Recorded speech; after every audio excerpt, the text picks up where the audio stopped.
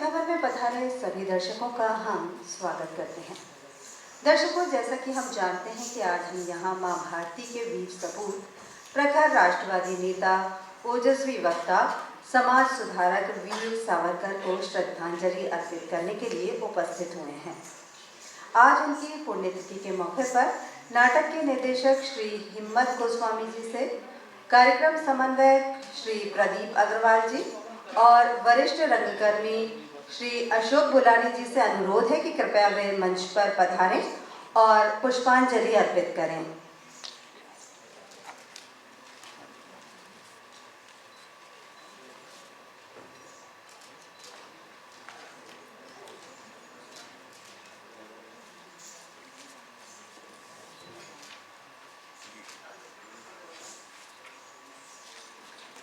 साथ ही प्रदीप जी से हम अनुरोध करना चाहेंगे कि वह सीडी भेंट कर नाटक के निर्देशक का अभिवादन करें।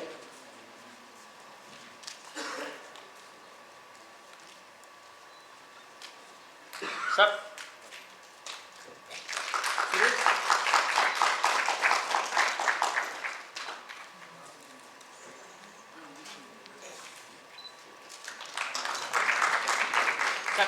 आपकी संस्था wing society for performing arts समिति कटनी नई सफलताओं का कई सफल नाटकों का मंचन कर चुकी है। उनमें से एक नाटक है अनादि में अनंत में, जिसका मंचन अब से कुछ ही देर पश्चात आपके लिए होने जा रहा है।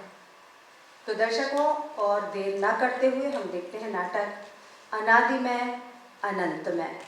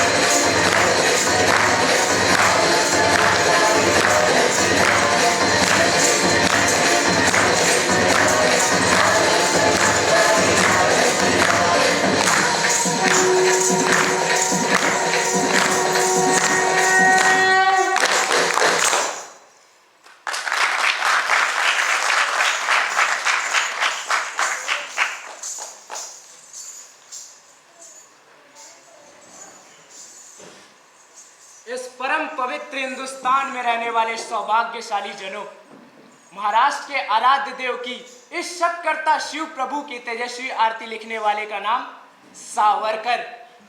कॉलेज के हॉस्टलों में सभी दोस्तों को साथ लेकर महापुरुषों की आरती करने वाले विनायक से जब दोस्तों ने कहा कि छत्रपति शिवाजी महाराज के सामने शिव जी की आरती क्यों, तब उन्होंने ये तेजस्वी आरती लिखी।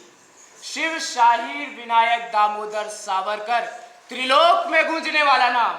जिनके स्मरण से ही ब्रिटिशों के पैरों तले जमीन खिसकने लगती, जिनकी पैनी नजर देखते ही अंडमान के भी क्रूर बारी बाबा के पसीने छूटने लगते, ऐसे महापुरुष विनायक राव सावरकर का यह पुनः स्मरण। श्रीमती राधाबाई और दामोदर पंत के घर साक्षात विनायक का जन्म हुआ। मृदुल मुलायम क्रांति के सलोने विनायक के पास काव्य प्रतिमा बचपन से ही थी, लेकिन जब सावरकर 9 साल के थे तो महामारी के कारण उनकी माता का देहांत हो गया। बड़े भाई गणेश पंत और उनकी यशु भाभी उनको मातृत्व देते हुए घर आए। यशु भाभी की विनायक पर असीम माया, लेकिन प्लेग की बीमारी सावरकर के पिताजी को लील गई और छोटे भाई नारायण राव की जिम्मेदारी लेकर वह भगूर छोड़कर नासिक आ गए।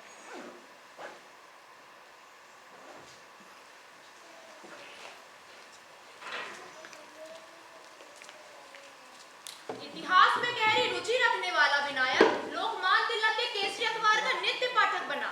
विनायक के जीवन पर सरस्वती निवास करती थी। छोटा विनायक व्यक्तिगत प्रथम हिस्सा लेकर प्रथम पुरस्कार प्राप्त करने लगा। करजत के पास दहीवली नामक स्थान पर ऐसी एक स्पर्धा थी। विषय था मेरी मातृभूमि। सबसे अंत में विनायक का नाम पुकारा गया। विनायक दामोदर सावरकर। प्रणाम गुरुजन एवं मेरे प्रिय मित्रों, इस भरत भूमि के बारे में आज मुझे बताने का सौभाग्य प्राप्त हुआ है। इस भरत भूमि को अपनी माता स्वरूप मानकर उसे हे मातर, हे माँ ये कहकर किसकी जीवा कृतार्थ हुई है। ये सौभाग्य केवल हमारी जीवाओं को ही मिला है। उस परम पवित्र जिसे भगवान शंकर ने अपना पुत्र माना, उस हिमालय पर्वत से हे मातृभू तुम समृद्ध हो। नर्मदा एवं सिंधु के रूप में हे भूमाता तुम तुम्हारे प्रिय बच्चों को स्वर्गीय अमृत का खंड स्रोत दे रही हो। हमारी मातृभूमि अनेक तेजस्वी पुत्रों की जननी है। ये सिद्ध करने के लिए कुछ लोगों के नाम बताऊं तो भी हे चंद्रमा, हे सूरज, आपका तेज भी फीका पड़ जाएगा। 6000 वर्ष पहले तत्व ज्ञान को ढूंढने वाला हमारा ऋग्वेद इसी मातृभूमि के हृदय से ही निर्माण हुआ है। न्याय शास्त्र, सांख्य शास्त्र, भूगोल, गणित शास्त्र एवं दशमलव की खोज इसी भूमि की ही है। भूमति एवं त्रिकोणमति इसी भूमि की ही है। सप्त सुरों का जन्म भी इसी भूमि में ही हुआ। व्याकरण शास्त्र एवं वर्णमाला इसी भूमि की ही देन है। रामायण जैसा काव्य, महाभारत रचने वाले व्यास, महाकवि कालिदास, उनका शाकुंतल इसी भूमि की ही उपज है। हमारी कविता में लक्ष्मी भी है। जैसे नर रत्न वैसे ही स्त्री रत्न। लोपामुद्रा, तारा, मंदोदरी, दमयंती, सावित्री एवं सीता इसी भूमि की है। नर रत्न की तो सूची ही अलग है। प्रताप सिंह छत्रसाल, हिंदूपाद पातशाह, शनिवार वाड़ा के मालिक, ज्ञानेश्वर की कलम, तुकाराम की भक्ति, क्या क्या और कितना बताऊं। हे आर वसुंधरे तुम सुभग हो, सुजल हो, सुवर्णा हो, सुरत्ना हो, तुम्हें हमारा वंदन। वंदे मातरम।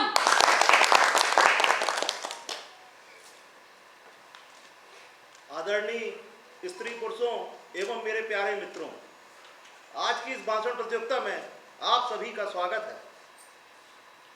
अभी तक विभिन्न विद्यालयों से आए हुए छात्रों के आपने एक से एक भाषण देखे व सुने, किंतु हम बड़े असमंजस में थे कि प्रथम स्थान किसे दें। हमारे सामने बहुत कठिन प्रश्न था, इतने अच्छे अच्छे भाषण, अब हम किसे प्रथम स्थान दें। किंतु अंत में विनायक के इस भाषण ने हमारे सारे प्रश्नों का उत्तर हमें दे दिया।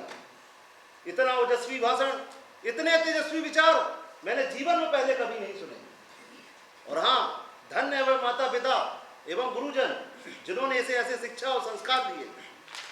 इस भाषण प्रतियोगिता में प्रथम स्थान के लिए मैं विनायक का नाम प्रस्तुत करता हूँ और अतिथि महोदय से निवेदन करूंगा कि प्रथम स्थान के लिए यह गीता विनायक को प्रदान की जाए।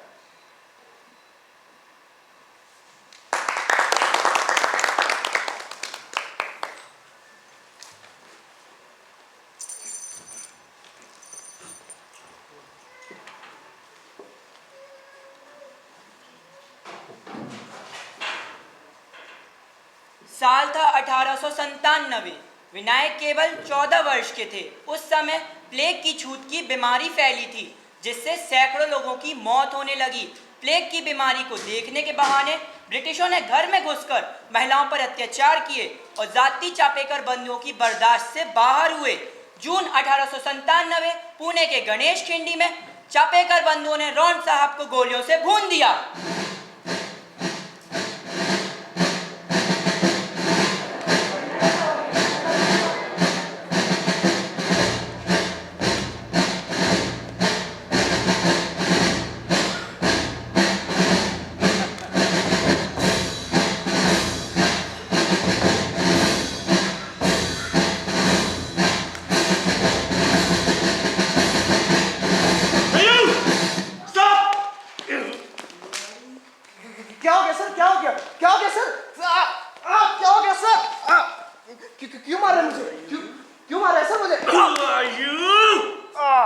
क्यों मार रहे हैं सर? छोड़ दीजिए सर, छोड़ दीजिए, छोड़ दीजिए सर।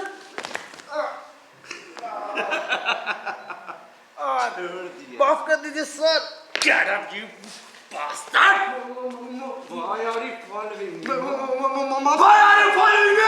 कुछ नहीं सर, कुछ नहीं। मैं बस घूम रहा था सर। You bastard! माफ कर दीजिए सर, माफ कर दीजिए। नमक खाता और हमसे माफ कर दीजिए सर, माफ कर दीजिए। Don't ever dare, you bastard! माफ कर दीजिए सर, माफ कर दिया। अगली बार से नहीं होगा। Go back!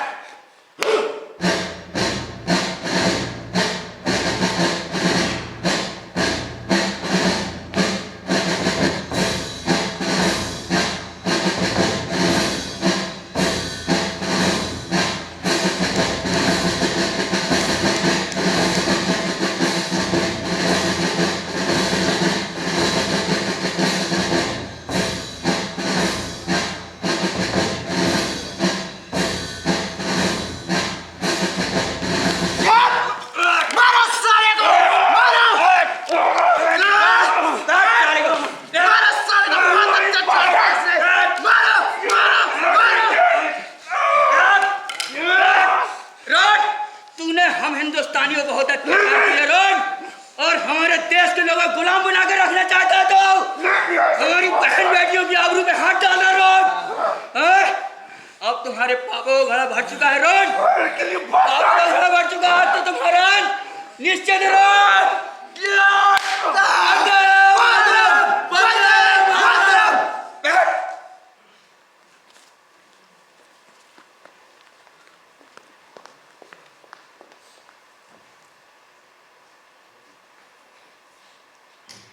ब्रिटिशों के अत्याचार का बदला लेने के लिए विनायक और उसके सभी साथियों ने तैयारी शुरू कर दी। अष्टभुजा देवी की प्रतिमा के सामने रखी जलती ज्योति पर हाथ रखकर विनायक के साथ सभी युवा कसम खा रहे हैं। आज से हमें प्रतिज्ञा करते हैं कि जब तक हमारी मातृभूमि गुलामी से मुक्त नहीं हो जाती, तब तक हम हमारे प्रियजनों के सुख दुख का विचार नहीं करेंगे। स्वार्थ हम लोगों की जिंदगी में नहीं आएगा। इसके बाद हम इस जलती ज्योति को साक्षी मानकर ये शपथ ले रहे हैं। हे महिषासुरमर्दिनी, हमें आशीर्वाद दो। इसके बाद हम सशस्त्र क्रांति का विद्रोह करते हुए मारते दम तक लड़ेंगे।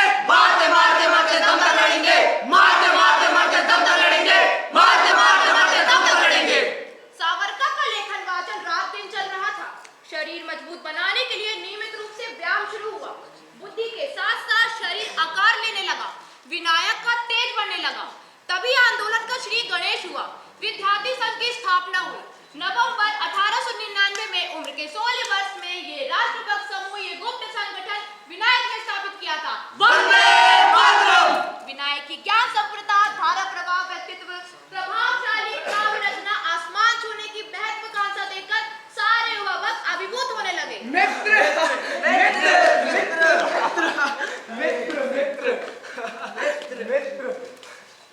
राष्ट्रभक्त समूह नाम बदलकर मित्र मेला रखा गया। मित्र मेला के सदस्यों को बौद्धिक शिक्षा के साथ साथ कुश्ती, तलवारबाजी, बंदूक चलाना ऐसे मर्दांगी खेलों की भी शिक्षा दी जाने लगी। शत्रु को मारते मारते मरने के मौके की हर कोई प्रतीक्षा करने लगा। भारत माता की जय।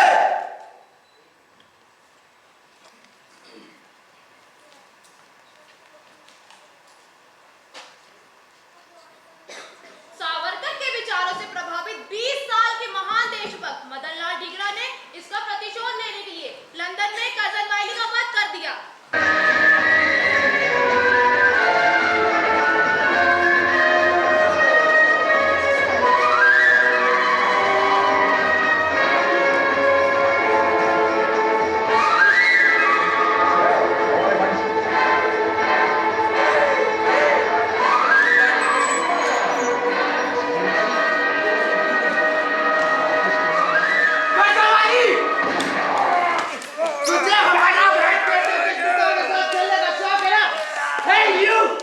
भाग दो यहाँ से, भाग!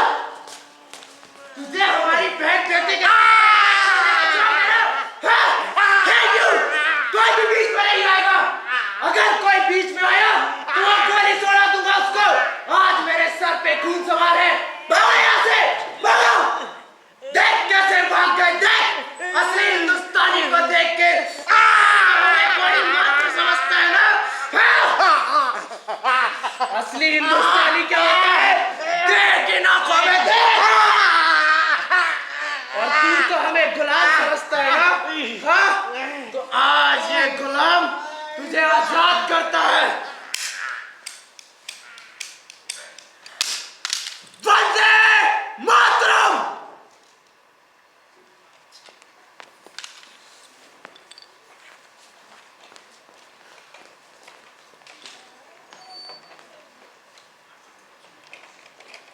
अपने जवाब में महान क्रांतिकारी कोर्ट में कहता है, मेरे देश में मेरे ही लोगों को उनकी देशभक्ति के कारण फांसी की सजा सुनाई जा रही है। उन्हें आजीवन कारावास में डाला जा रहा है। क्यों जब आपके इंग्लैंड के लोग इंग्लैंड के लिए मार सकते हैं, तो फिर हम जैसा हिंदुस्तानी हिंदुस्तान के लिए मार और मर भी सकता है। इसी का फायदा उठाकर आप उन्हें फांसी की सजा सुना रहे हो, उन्हें आजीवन कारावास में डाला। तो बस इसी का प्रतिशोध लेने के लिए मैंने एक कार्य किया है। हिंदुस्तान में आने वाला और वहां से 10,000 रुपए पाने वाला वो अंग्रेज हम जैसे हिंदुस्तानियों को कौड़ी मात्र समझता है।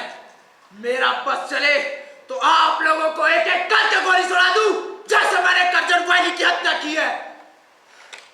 जानता हूं इसके बाद मैं जीवित नहीं रहूंगा, लेकिन मेरी आत्मा हमेशा मेरे देश के लिए जीवित रहेगी। I will not leave you people, even after I die. Vande Mataram!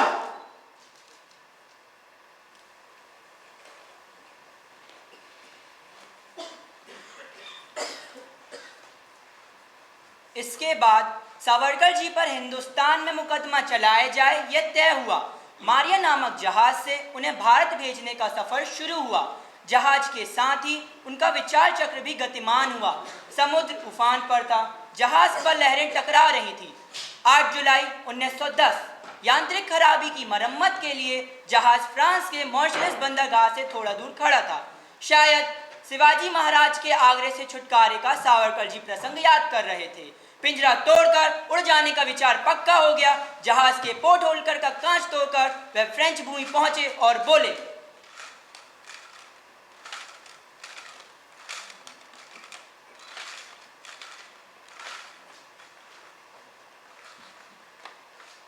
British police ने मुझे फ्रेंच भूमि पर अवैध तरीके से गिरफ्तार करके अंतर्राष्ट्रीय कानून का उल्लंघन किया है। इसलिए इस न्यायालय को यह मुकदमा चलाने का अधिकार ही नहीं है। ये कहकर सावरकर जी ने खुद का बचाव करने से इनकार कर दिया। जज ने उन्हें 2 काला पानी की सजा का फैसला सुनाया। धीरज के शिरोमणि सावरकर जी ने ये सजा शांत मन से सुनी। पहला हफ्ता यानी पहली किस्त वे इस कविता में भारत माता से कहते हैं, आपका कर्ज चुकाने के लिए ये मेरी पहली किस्त। मत कहो इसे काला पानी, ये तीरथ वीर जवानों का, आजादी के परवानों का, भारत माता की संतानों का।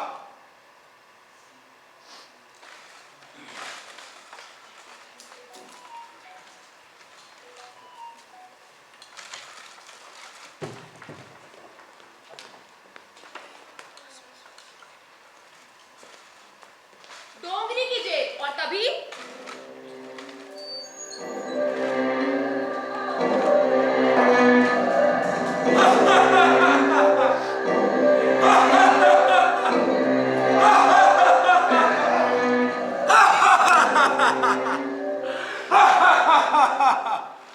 मिस्टर सावरकर, विनायक दामोदर सावरकर।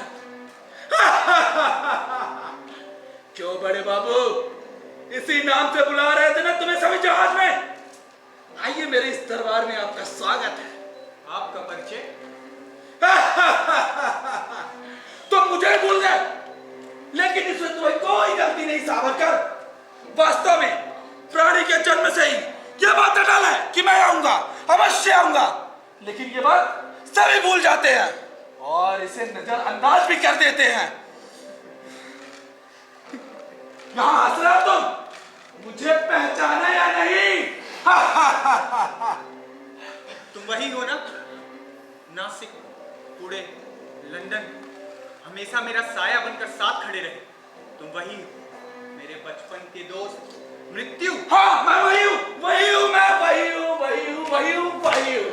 लेकिन सावरकर, मित्र मित्र मित्र कहकर विश्वासघात किया तुमने मेरे साथ, लेकिन अब मुझे धोखा नहीं दे सकते और मुझे टाल भी नहीं सकते। मृत्युंजय वंश के शासक हैं हम। पैदा होते ही माँ के दूध के साथ भगवत गीता हमारे तन मन में बसी हुई है। हे मृत्यु, जब भी तुम मेरा रास्ता रोककर सामने खड़े होते हो तो तुम्हारा भय नहीं लगता, तुम पर हंसी आती है। मनक्षे स्वर गूंजते हैं, मैं अनादि हूँ, मैं अनंत हूँ, मैं अमर हूँ। मैं अनादि हूँ, मैं अनंत हूँ, मैं अमर हूँ। बस बस सावरकर, बस सावरकर, अभी तो मैं जा रहा हूं, लेकिन तुमसे फिर मिलूंगा।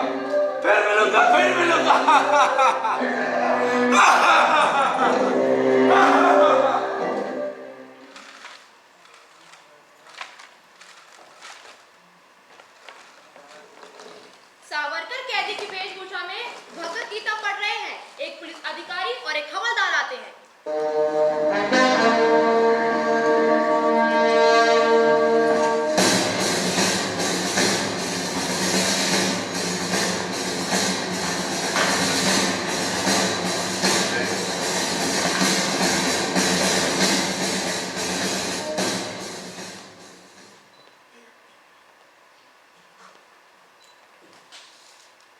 Mister Savarkar, mister Savarkar, mister Savarkar, अधिकारी बाबू आए हैं।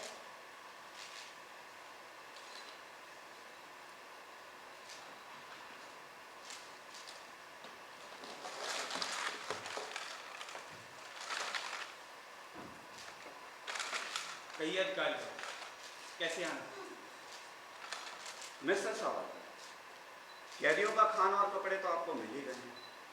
ये लो, ये बिल लो, give it to me. Yes sir.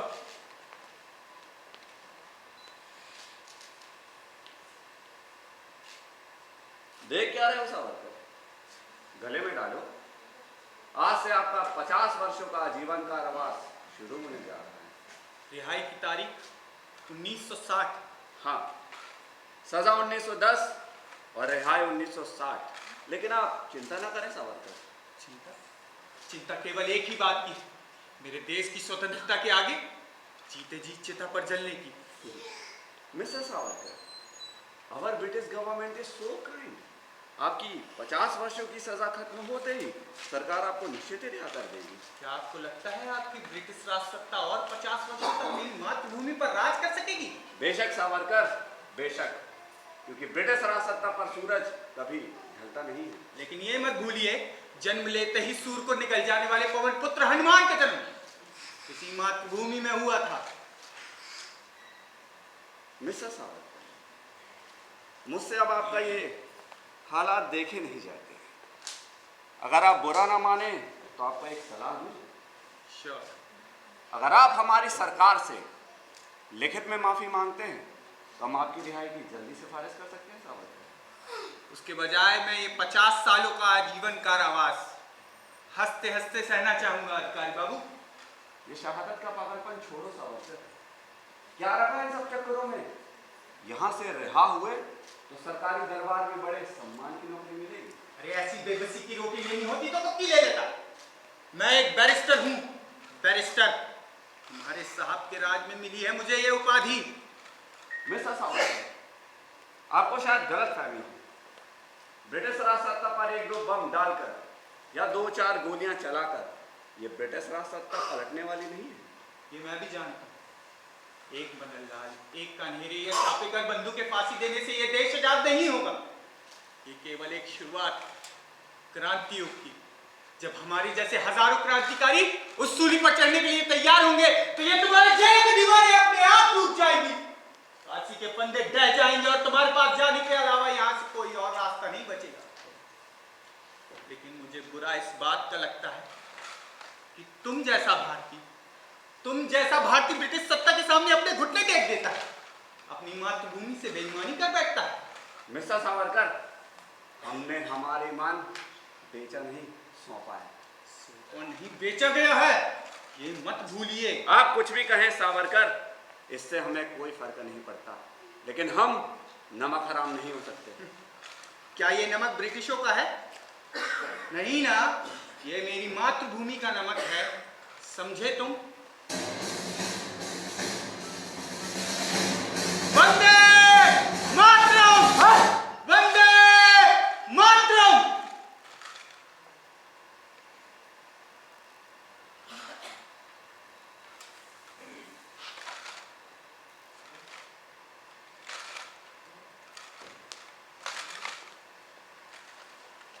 Mister Savarkar, आपकी धर्मपत्नी आई है।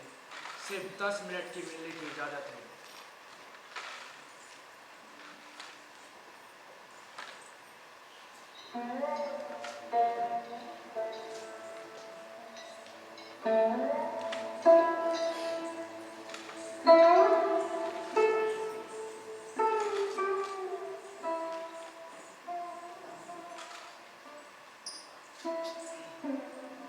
क्यों माई, आते ही पहचाना या नहीं मुझे? मैं वही सावरकर हूँ। ये केवल कपड़े बदले हैं, और कपड़ों का तो मूल उद्देश्य ही होता है ठंड से बचाना। इनमें साध्य होता है माई। आप ये सब हंसी में उड़ा देते हैं, लेकिन ये कपड़े, ये बेड़ियां, माई, शादी की बेड़ियां तो जन जन्मांतर की हो। ये कपड़े, ये बेड़ियां केवल 50 वर्षों के लिए ही। 50 वर्ष? आप केवल कह रहे हैं? माई, कहीं तुम्हें पछतावा तो नहीं हो रहा मुझसे शादी करके? मैंने तुम्हारे सारे सुखों की आहुति दे दी है स्वतंत्रता यज्ञ में। लंदन से बैरिस्टर की सरहद लेकर आता तो मान, सम्मान, वैभव, पैसा, सब कुछ मेरे पैरों की धूल है। सब कुछ। लेकिन मेरी ये देश की स्वतंत्रता के आगे मुझे ये सब कौड़ी मोल लगे माई, कौड़ी मोल। मुझसे ही प्रेरणा लेकर एक के बाद एक क्रांतिकारी सूली पर चढ़ रहे थे, मैं पीछे खड़ा रहता किसी कायर की तरह। तो तुम्हें अच्छा लगता माई? क्या उन क्रांतिकारियों के घर नहीं थे, दुनियादारी नहीं थी, मोहपाश नहीं थे? तोड़ दिए उन्होंने माई, तोड़ दिए। आज भी मुझे याद है वो 20 साल का कमसिन युवक मदन लाल ढींगरा, ब्रिटिशों की राजधानी में घुसकर उसने कर्जनवाली को गोलियों से भून दिया था माई, गोलियों से।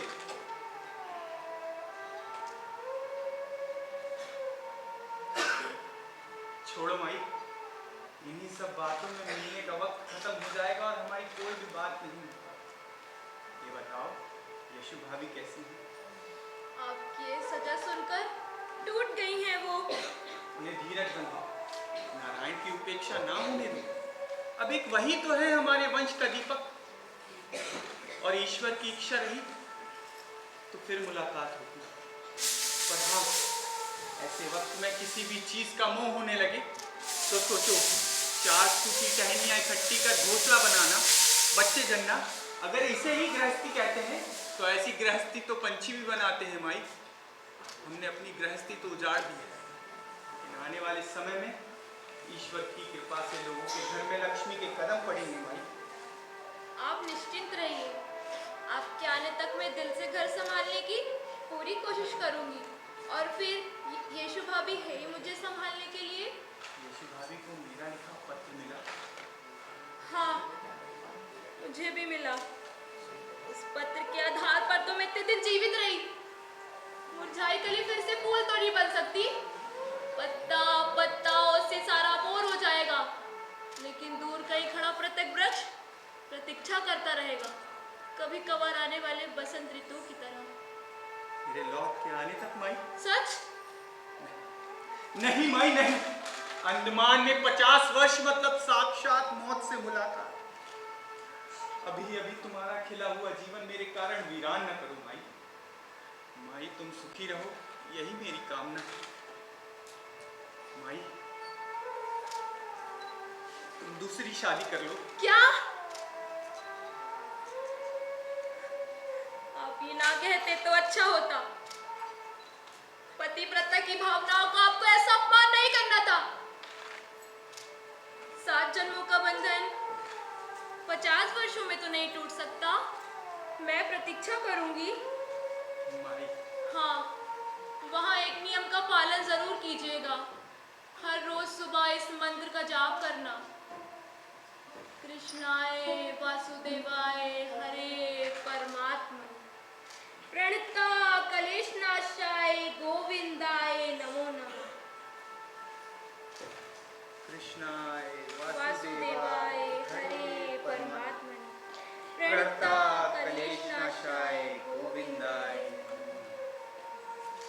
जरूर करूंगा माई, जरूर करूंगा। केवल आप। मिस्टर सावरकर, आपकी मुलाकात का समय समाप्त हुआ। अब हमारी मुलाकात 50 वर्ष हुई।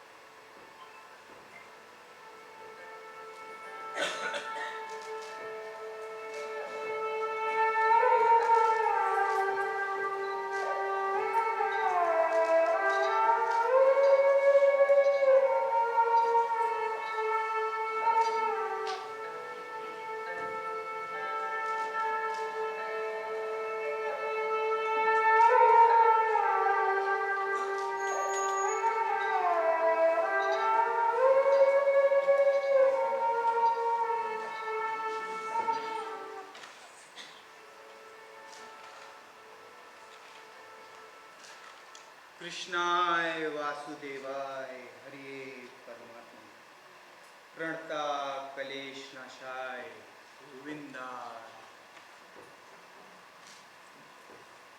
गोविंदाय?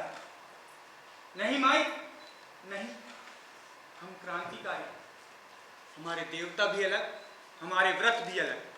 अनादि में अनंत में अबद्ध में भला, अनादि में अनंत में अबद्ध में भला। हे शिवाय।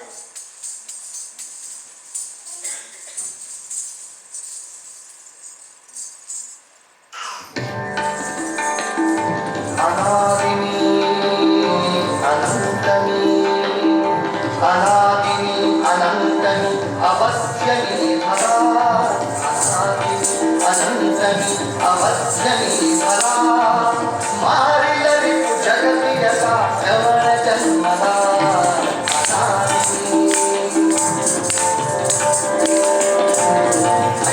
हास्य चरित जयी धर्मधारिणी मृत्युशील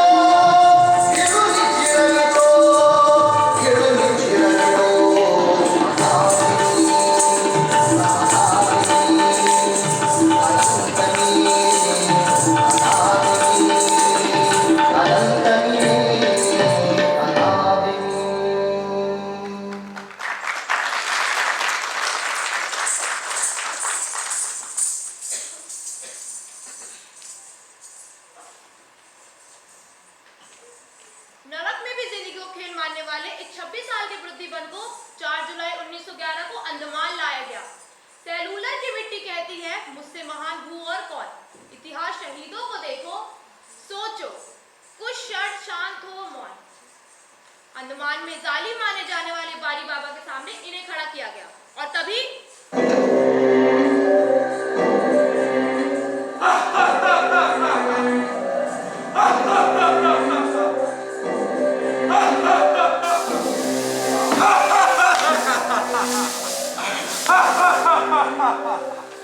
ले जाओ उसे, ले जाओ ले जाओ ले जाओ ले जाओ ले जाओ।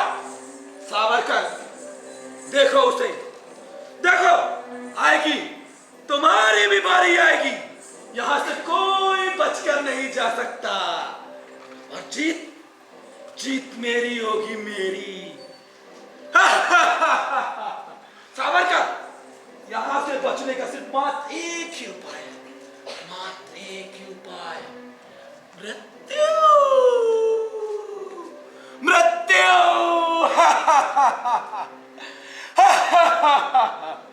ठीक ही बताया गया है भगवत गीता में, कपड़ों के भांति आत्माएं बदलती हैं और आत्माएं बदलने का काम तुम्हारा है मृत्यु। हाँ, यही है, यही काम है मेरा, यही काम है, यही काम है, यही काम है।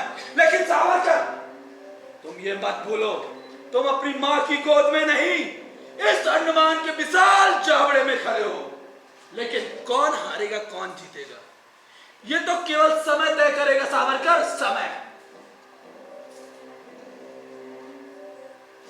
सावरकर, वहां देख, तेरे कालों का काल मिस्टर पारी आ रहा है, मिस्टर पारी।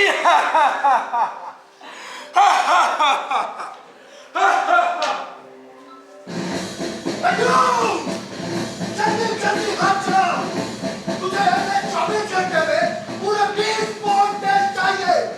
मिर्जा, जल्दी जल्दी काम करो।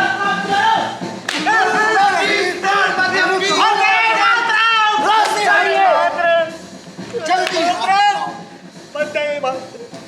तुम्हें क्या मुझे अलग से कहना होगा? जल्दी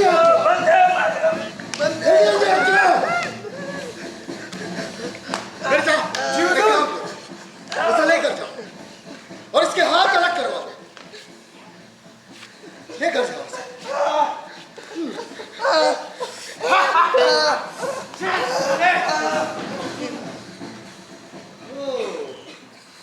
So, you are that Savarkar? Yes, and I think you are that Dilawar. Mr. Bal, समझे Savarkar? Yes, then say barrister Savarkar. देखो, ज्यादा उछलो मत, क्योंकि तुम कोई शेर तो हो नहीं, और अगर हो भी तो दांत और नाखून निकाला। जरूर, लेकिन शन बेचा हुआ नहीं, तुम्हारी तरह एक बेबस देशद्रोही। मिस्टर सावरकर, बैरिस्टर सावरकर कहिए। ऐसी अक्खड़ भाषा यहाँ बर्दाश्त नहीं की जाए। और ऐसा अक्खड़ बर्ताव भी। शेर के दांत और नाखून भले ही निकाल लिए, शेर कभी छलांग मारना नहीं भूलता। शेर तुम जैसे कीड़ों मकोड़ों के रास्ते नहीं जाता। इन डंडों की मार से तुम्हारी सलाखों को फर्क पड़ता होगा, लेकिन एक सच्चे हिंदुस्तानी को नहीं। लगता है तुमने अभी देखा है, यहाँ पर सारे कैदी मेरा नाम सुनकर कांपते हैं। जल्दी है, चलो। होंगे वो खूनी लुटेरे, सिर पर कफन बांधकर मौत को ललकारने वाले क्रांतिकारी नहीं। हाँ, वैसे भी तुम कुछ मुट्ठी भर क्रांतिकारी इस पूरा ब्रिटिश साम्राज्य का क्या बिगाड़ सकते हो? क्रांतिकारी होंगे मुट्ठी भर, लेकिन हर एक क्रांतिकारी की मुट्ठी औलाद की है।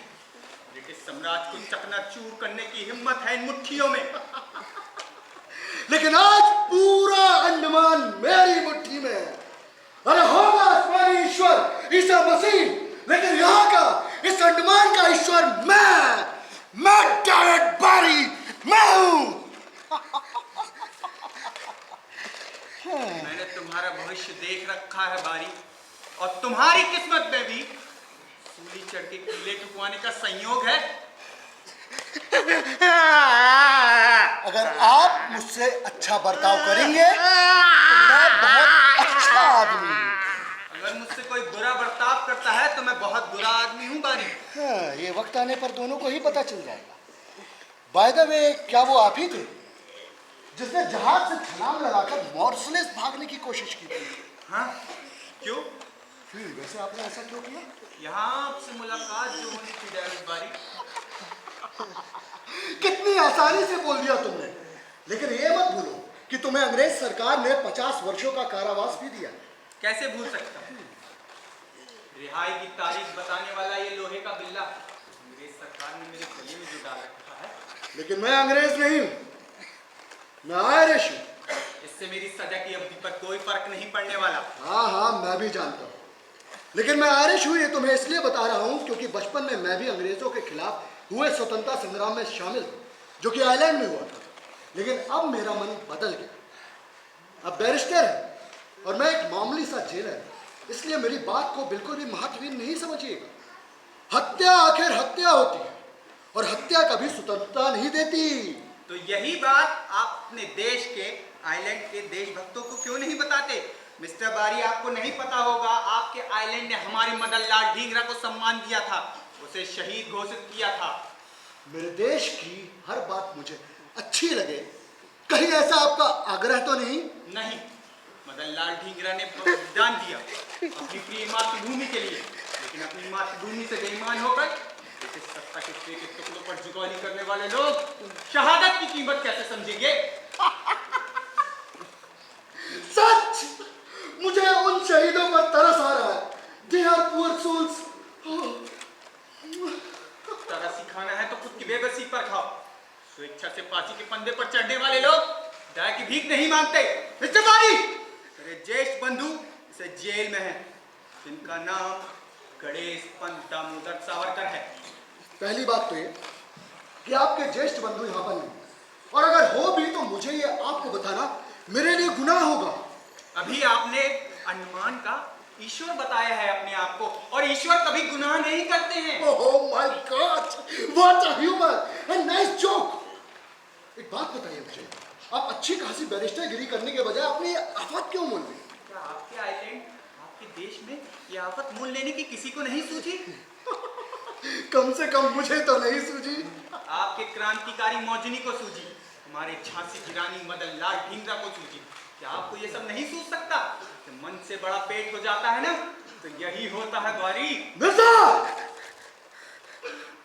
मिर्जा! जी हुजूर! लगता है मुझे तुम्हारे भी हाथ कटवाने पड़ेंगे। नहीं हुजूर। ये सुनो, इसे उस 7वें नंबर की बैरक की ऊपर वाली कोठरी में डाल दो। जी। सावरकर, मिस्टर सावरकर, वो क्या है ना कि आप बाकी कैदियों से ऊंचे दर्जे के, इसलिए आपको वो ऊपर वाली कोठरी दी जा रही है, समझे? धन्यवाद बारी। जाने से पहले बतौर सावधानी मैं तुम्हें हिदायत देता हूं कि यहाँ से भागने की कोशिश मत करना, क्योंकि यहाँ के बाहर एक घना जंगल है और वहां पर भयानक जंगली जानवर भी हैं। और वो तुम जैसों को देखकर कच्चा चबा जाएंगे एकदम ककड़ी की तरह। तो यहाँ से भागने का विचार मन से निकाल दो, मॉर्सलेस की तरह। समझ में आया क्या? I know that ये मॉर्सलेस नहीं, पोर्ट ब्लेयर है। मिर्जा जी हुजूर। जी। चलिए मिस्टर सावरकर।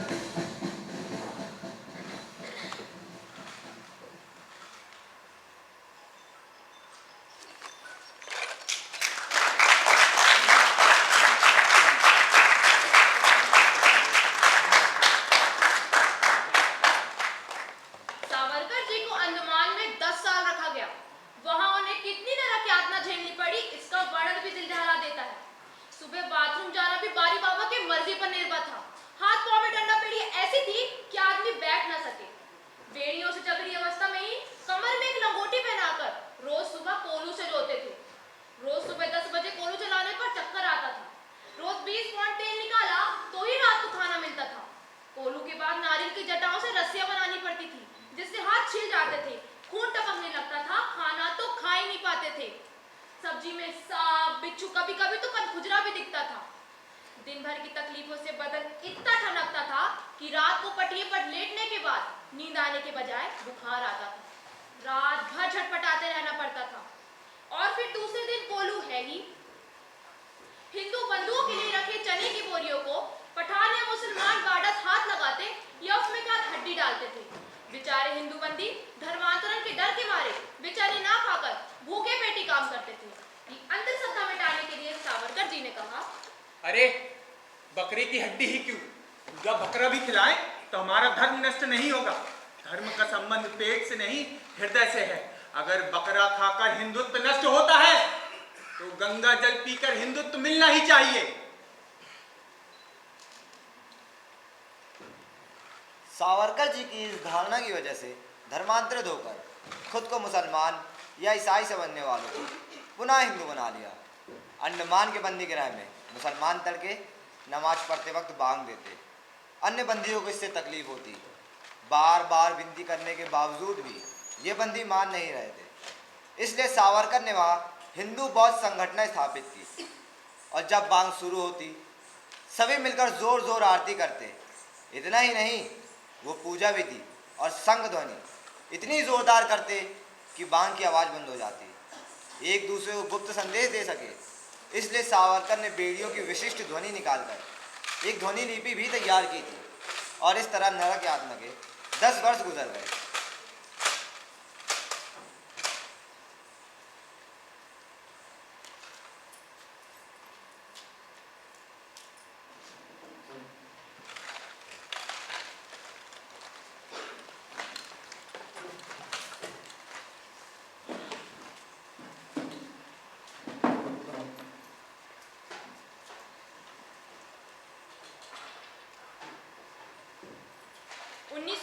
के आसपास जमुनादास मेहता की अध्यक्षता में सावरकर विमोचन समिति की स्थापना हुई। 1937 साल की शुरुआत हुई। 10 मई को कल्पना को वास्तव रूप प्राप्त हुआ। अंडमान की जिंदा मौत हार गई। 10 सालों की मुक्त प्रार्थना का फल मिला, क्योंकि आज सावरकर की 2 काला पानी की सजा से पुनः मुक्ति हुई थी।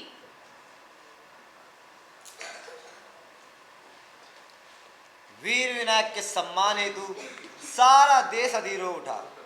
गांव-गांव में उनका सत्कार करने के लिए समारोह आयोजित होने लगे। ये नरसिंह अब क्या करेंगे और किस पक्ष पर जाएंगे, इस पर अनुमान होने लगे।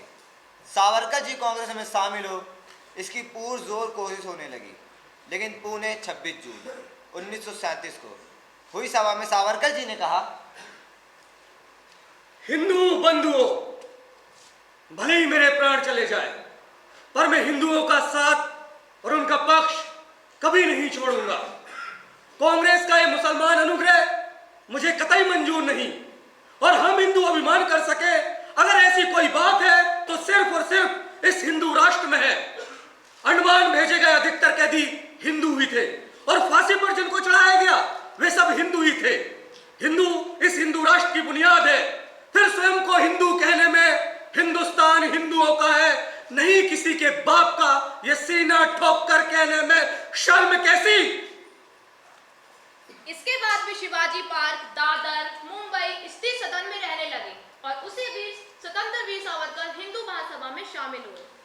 आ सिंधु सिंधु पर्यंत यस्य भारत भूमिका पितृभू पुण्यभू शब हिंदू रति स्मृता।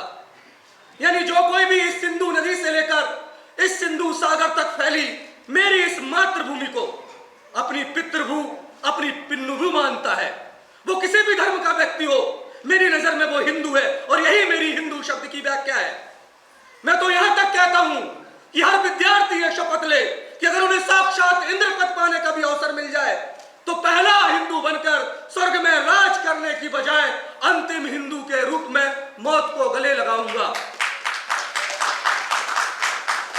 हिंदू मुसलमान एकता के जरिए ब्रिटिशों पर दबाव लाने के लिए सावरकर जी ने मुसलमानों को संबोधित करते हुए कहा, आ गए तो तुम्हारे साथ, नहीं आए तो तुम्हारे बगैर।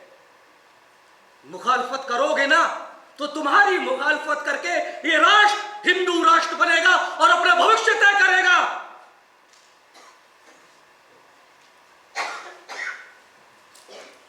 उन्नीस 1944 में महाराष्ट्र साहित्य सम्मेलन में वह अध्यक्षीय भाषण में बोले, हिंदू बंधुओं,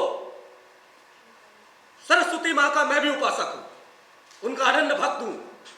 इन सब के बावजूद मैं आप सभी से यह कहना चाहता हूं कि वक्त आ गया है, कल में तोड़ दो और बंदूक उठा लो।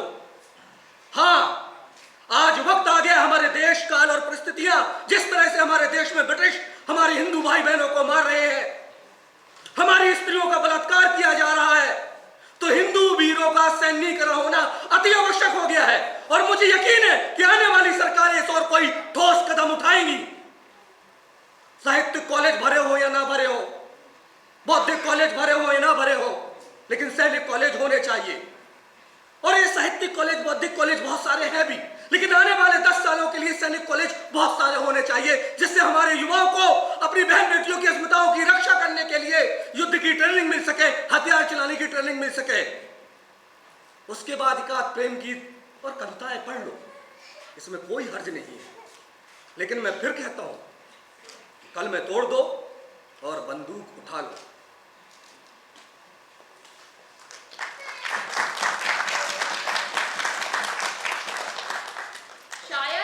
शायद ये बात कईयों को नहीं मालूम कि नेताजी सुभाष चंद्र बोस की आजाद हिंद सेना ने सावरकर जी के परामर्श के अनुसार ही जापान से सहायता लेकर ब्रिटिशों को अंडमान से भगाकर वहां व्यापक चिन्युक्त ध्वज लहराकर अंडमान को भारत से पहले स्वतंत्र किया था।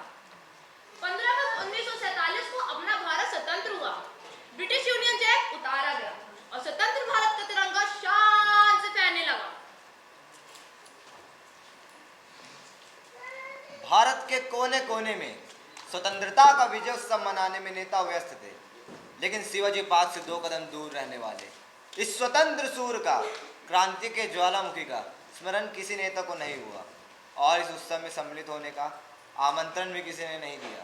जैसे सावरकर, इस नाम का अस्तित्व भी भारत में नहीं था, लेकिन सावरकर जी अपने सावरकर सदन पर राष्ट्रध्वज और कुंडलिनी कृपाण युक्त भगवा ध्वज लगाकर अकेले ही बैठे थे, लेकिन उन्हें इस विभाजित स्वतंत्रता से पूर्ण संतुष्टि नहीं हुई। इस संदर्भ में वह बोले, गंगेच यमुनेच गोदावरी सरस्वती नर्मदे सिंधु कावेरी जलस्मिन् सानिधि कुरु। यानी इस पवित्र मंत्र में उल्लिखित हमारी पुण्य पावन सिंधु नदी आज कहां है? हाय हाय, वो पुण्य सरिता इस महाराज्य में समाविष्ट नहीं है। क्या कहा?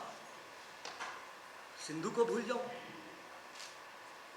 वरना कुछ लोग हमसे नफरत करने लगेंगे, हमसे नाराज हो जाएंगे। चाहे पूरी दुनिया हमसे नफरत करने लगे, चाहे पूरी दुनिया हमसे नाराज हो जाए, पर सिंधु को भूलना असंभव है, असंभव। जब तक इस ब्रह्मांड में एक हिंदू जिंदा है, सिंधु को भूलना असंभव। सिंधु बगैर हिंदू, प्राण बगैर शरीर और शब्द बगैर अर्थ असंभव। हिंदू है तो सिंधु है। हाय हाय मेरी पुण्य पावन सिंधु नदी।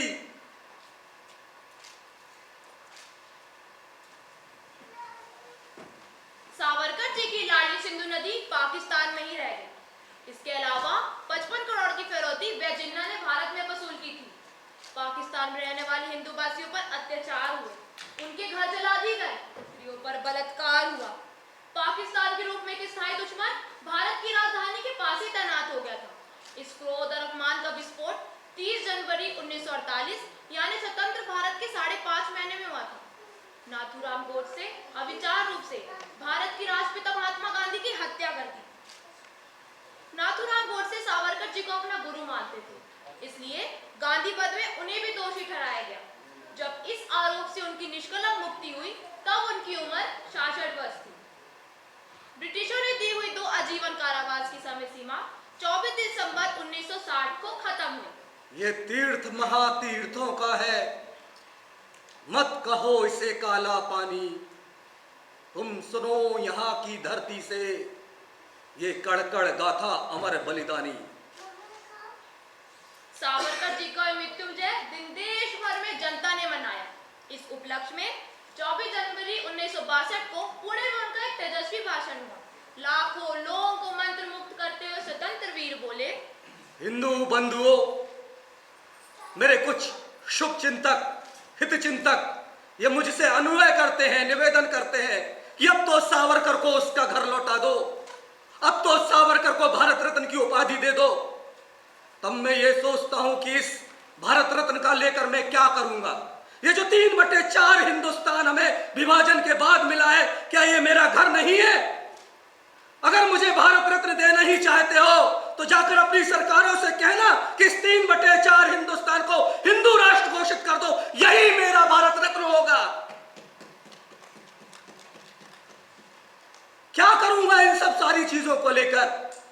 मेरा आपसे एक और निवेदन है जो मैं अपने हर भाषण में कहता हूं कि हमारे हिंदू भाइयों का सैन्यीकरण होना अति आवश्यक हो गया है, क्योंकि हमने अपने घर के पास में अपना दुश्मन पाल के रखा है। विभाजन के बाद आप सभी ने देखा कैसे हमारे लोग ट्रेनों में लाशें भर भर कर कट कट कर इस ओर आए थे, कैसे हमारी बहन बेटियों की इज्जतें लूटी गई थी। मेरा आप सभी लोगों से एक और निवेदन है कि महाराष्ट्र को भारत का खड़गहस्त हथियार होना चाहिए। महाराष्ट्र की सेना अटक के पार युद्ध लड़ने के लिए गई हुई थी और विजय हासिल की थी। तानाजी की यह कहानी हमें छत्रपति शिवाजी महाराज की कविताओं में मिलती है। महाराष्ट्र को भारत का खड़गहस्त हथियार होना चाहिए, यही मेरी आकांक्षा है और अभिलाषा। और एक बात, हाँ, आजादी की लड़ाई 90 साल चली और इन 90 सालों में कुछ क्रांतिकारियों ने अपने खून और पसीने से आजादी की लड़ाई हासिल की। नाम बहुत लोगों का आया, लेकिन वो सब सत्ता के भूखे थे और कुछ नहीं। और आजादी के बाद वो सब देखने को मिला। वंदे मातरम, भारत माता की जय।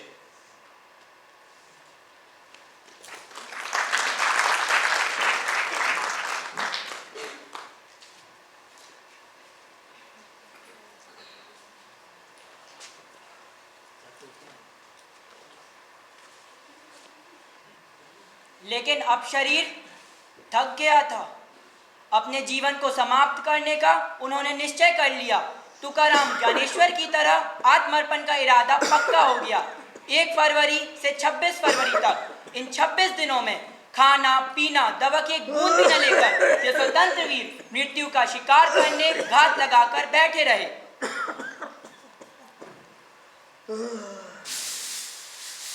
सावरकर मौत को टकटकी लगाकर घूर रहे थे, उसे बुला रहे थे और मृत्यु ठिठक रही थी, पीछे हट रही थी।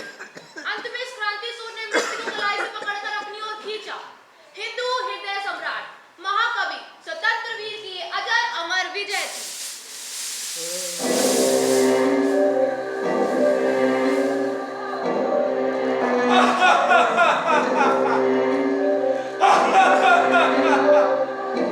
आ रहा हूं सावरकर, आ रहा हूं मैं। हे मृत्यु, तैयार यदि तू आने को, प्रसन्न मुखा। द्वार खुला है, तेरा स्वागत प्रसन्न मुखा।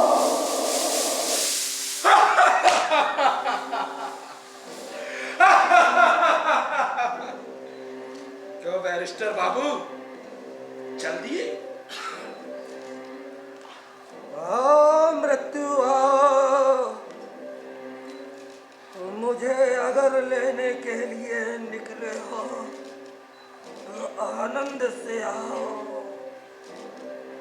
कर्तव्यं न विंचते किंचित, धन्यहं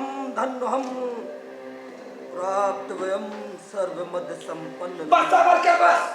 मित्र का अगर विश्वासघात किया तुमने मेरे साथ, और आज भी वही करने जा रहे थे। लेकिन सावरकर, धन्य है आप, धन्य है आप, धन्य है। सावरकर, आज मैं आपसे एक वादा करना चाहता हूं। जब तक आप मुझे नहीं बुलाओगे, अब मैं नहीं आऊंगा। प्रणाम। कर्तव्यं न विंचते किंचित, धन्यहं प्राप्तव्यं सर्वमद संपन्नम, धन्यहं। मृत्यु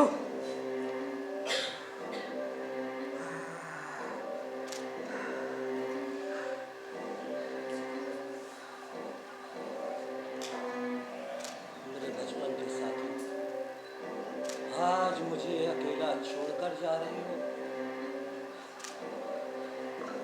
साथ नहीं ले जाओगे?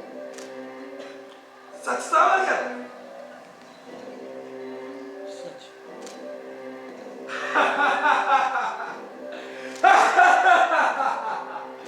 तो फिर चलो। चमकते सितारों के कोने में अनंत के तेजोबल में एक अवतारी जीवन विलीन हो गया।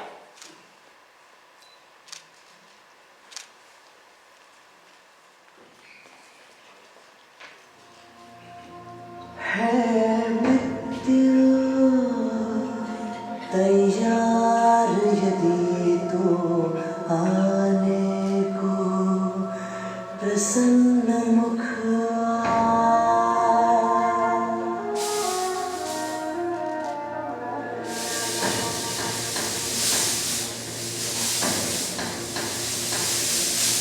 द्वार खुला है तेरा स्वागत वीर खड़ा द्वारे अब याद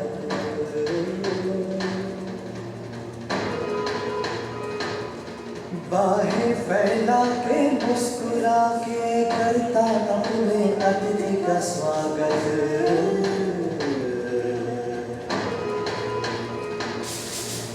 वीर गति पाके एक बालक आया तेरे आंचल छाया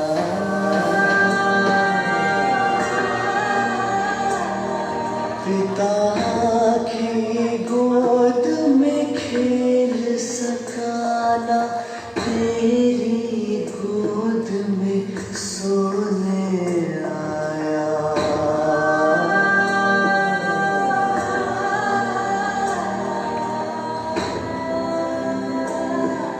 सपना था वो विवश पिता का उसकी हर आशा है टूटी कांधे चढ़े पुत्र की अरथी ये पीड़ा है सबसे रूठी हर बोझ छोटा इसके आगे पिता पुत्र को ही दे अगले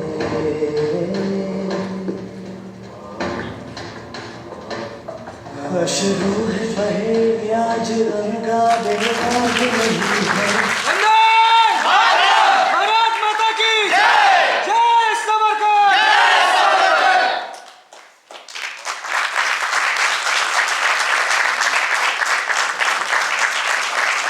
आपसे सिर्फ 2 मिनट का और वक्त लेना है, कलाकारों का परिचय कराना है। सब अपना अपना नाम बता दें। मेरा नाम आकर सोसाटी है, मैं कटनी जिले से आया हूँ। राष्ट्र में ताली बजा लेना, अभी बता दे। मेरा नाम राज सोनी है, मैं भी कटनी से ही आया हूँ। मेरा नाम आदित्य महतो है। सब कटनी से हो, नाम बस बता दो। मेरा नाम विश्वराज सिंह है। राहुल भैरोलिया। मैं वंशिका। देवा। निष्ठा मिश्रा। ऋतिक सेठिया। हिम्मत गोस्वामी। दुर्गा मिश्रा भोपाल से। सुरेंद्र कुशवाहा। खुशी अहिरवाल। मनोज खरे। राज कपूर बुंदेला। शेरिन मैरी मसीह। वेदांत तिवारी। हमारे साथ लाइट में अंकित वर्मन थे, वो भी आ गए।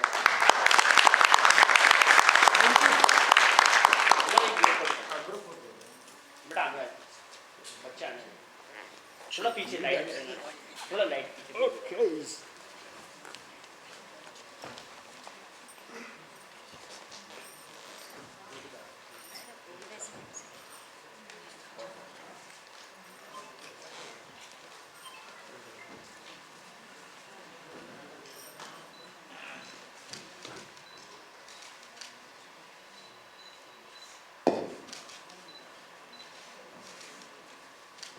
अभी आपने देखा नाटक अनादि में अनंत में। तो दर्शकों, अब हमें आज्ञा दें, फिर किसी शाम किसी और प्रस्तुति के साथ हम आपसे फिर मुलाकात करेंगे। नमस्कार, शुभ रात्रि।